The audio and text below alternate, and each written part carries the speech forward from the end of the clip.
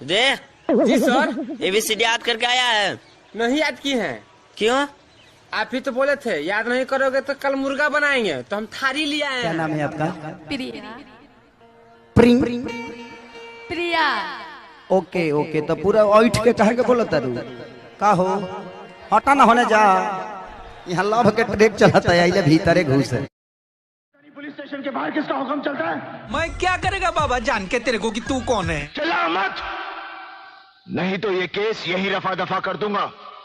ना तारीख ना सुनवाई, सीधा इंसाफ।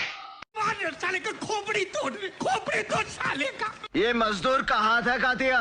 ठीक है तो बर्तन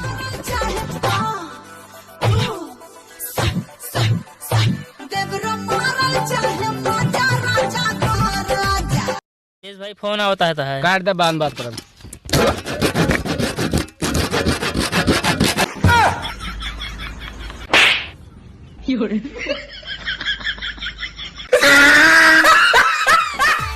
लॉकडाउन खुलिया कब जी, अरे कब जी, अरे कब जी, अरे कबो ना जी। हमर मौगी खेलत बिया पबजी, हम तो दुनू बेरा कटटानी सब्जी।